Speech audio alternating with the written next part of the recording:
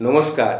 এখন আমি যে কথাটি বলবো সেটা হচ্ছে আমাদের সকলের জীবন। জীবনটা কি সেটাই আমার উপলব্ধি, সেটাই আমি বলছি। জীবন একবারের জন্য। জীবন কিন্তু বারবার আসে না। জীবন একবারের জন্য, চিরকালের উপলব্ধি। মানুষ একবারই জন্মায়, আর এই একবারের জীবনেই গড়ে ওঠে তার সমস্ত অভিজ্ঞতা, তার সমস্ত উপলব্ধি, তার সমস্ত ভালোবাসা ও বেদনার ইতিহাস। জন্ম থেকে মৃত্যু পর্যন্ত এই সময়টাই তার সত্যিকারের সম্পদ। কিন্তু জীবন কি শুধুই জন্ম আর মৃত্যুর মাঝে প্রবাহিত একটা সময়সীমা, নাকি এটি এক অনন্য উপলব্ধির ক্ষেত্র যেখানে প্রতিটি মুহূর্ত নতুন নতুন অর্থ বহন করে? আসুন, দর্শন কি বলে সেটা একটু জেনে নিই। দর্শন বলে জীবন এক প্রবাহমান নদী, যা কখনো স্থির নয়। এই প্রবাহে মানুষ কখনো সুখের, কখনো দুঃখের তরঙ্গে দুলতে থাকে। হেরাক্লিটাস বলেছিলেন, একই নদীতে দুবার পা রাখা যায় না, কারণ নদী যেমন প্রতিনিয়ত পরিবর্তিত হয়, তেমনি জীবনও প্রতিনিয়ত কিন্তু বদলে যায়। মানুষ প্রতিটি মুহূর্তে নতুন কিছু শেখে, নতুন কিছু অনুভব করে।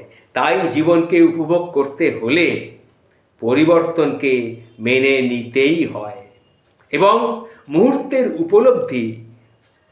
মুহূর্তের সৌন্দর্যগুলোকে উপলব্ধ করতেই হয়। জীবন যদি একবারই হয়, তাহলে কি শুধু সুখ খোঁজাই আমাদের লক্ষ্য হওয়া উচিত? আবার বলছি, শুনুন। আমি বলছি জীবনটা একবারের জন্যে। তাহলে জীবন যদি একবারই হয়, তাহলে শুধু সুখটাকেই আমাদের খুঁজবো, সুখটাই আমাদের লক্ষ্য, এটা কি হওয়া উচিত? নাকি দুঃখেরও একটা মূল্য আছে? এই ব্যাপারে বৌদ্ধ দর্শন কি বলেছে সেটা একটু বলি। দুঃখ ছাড়া উপলব্ধি আসে না, যন্ত্রণাই মানুষের আত্মার প্রকৃত পাঠশালা। এটা বৌদ্ধ দর্শন শাস্ত্রে বলেছে। সুখ আর দুঃখ একে অপরের পরিপূরক। যদি মানুষ দুঃখ অনুভব না করত, তবে প্রকৃত দুঃখের স্বাদ সে কিন্তু কখনোই পেত না। জীবনকে উপভোগ করতে হলে কেবল আনন্দ নয়, বেদনাকেও গ্রহণ করতে হবে, কারণ প্রতিটি অনুভূতি আমাদের মানবিক অভিজ্ঞতার অংশ। এই ব্যাপারে সক্রেটিস কি বলেছিলেন সেটাও একটু শুনুন। সক্রেটিস বলেছিলেন, আত্মপরীক্ষাহীন জীবন কোনো জীবনই নয়। আবার বলছি, শুনুন, আত্মপরীক্ষাহীন জীবন জীবন নয়। এটা সক্রেটিস বলেছিলেন। আমাদের জন্ম একবারই, তাই এই একবারের জীবনকে সার্থক করতে হলে আমাদের নিজেদের বোঝা দরকার, আমরা কারা, আমরা কি চাই। কেবল ইন্দ্রিয় সুখই কি জীবনের আনন্দ, নাকি জ্ঞানের সন্ধানেও সুখ রয়েছে?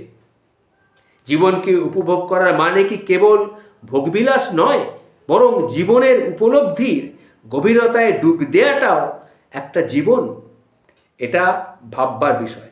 এই পৃথিবীতে আমাদের সময় কিন্তু সীমিত, তাই অনেকেই ভাবে জীবন একবারই, তাই যতটা সম্ভব উপভোগ করতে হবে। কিন্তু কেমন করে উপভোগ করব? শুধুই আনন্দের পেছনে ছুটে, নাকি জীবনকে গভীরভাবে উপলব্ধি করে? টলস্টয় কি বলেছিলেন? টলস্টয় বলেছিলেন, মৃত্যুই জীবনের আসল শিক্ষক। একথা টলস্টয় বলেছিলেন। যদি মৃত্যু না থাকতো, তাহলে জীবনের মূল্য মানুষ উপলব্ধি করতেই পারত না। আমরা যে একবারই জন্মাই, সেটি আমাদের আমাদের অস্তিত্বের অনিবার্য রোমাঞ্চ। তাই বলছি, বন্ধু, জীবন একবারই আসে, তাই এটি অর্থপূর্ণভাবে কাটানোই শ্রেয়। এটি কেবল ভোগবিলাসের মধ্যে কাটানোটা শ্রেয় নয়, কেবল ভোগবিলাস নয়, বরং গভীর উপলব্ধি, সম্পর্কের বন্ধন, সৌন্দর্যের বন্ধন, সৃষ্টি স্থিরতা এবং মানবিকতার সমন্বয় করার নামই হচ্ছে কিন্তু জীবন। জীবন উপভোগ করতে হলে শুধু ইন্দ্রিয় তৃপ্তি নয়, বরং এক গভীরতর দৃষ্টিভঙ্গির প্রয়োজন, যা আমাদের এই ক্ষণস্থায়ী অথচ অন্যান্য জীবনের প্রতি কৃতজ্ঞ হতে শেখায়। তাই জীবন একবারই, কিন্তু এই একবারের জীবনই যথেষ্ট যদি আমরা সত্যিকারের উপলব্ধির আলোয় একে আলোকিত করে তুলতে পারি। এই কথাগুলি আমি পেয়েছিলাম যেখান থেকে, সেই লেখকের নাম হচ্ছে মোহাম্মদ আব্দুল ওয়াহাব। তারই লেখা থেকে এগুলো পেয়েছিলাম, সেটি আমি আমার মতো করে আপনাদের সামনে তুলে ধরলাম। নমস্কার, ভালো থাকবেন।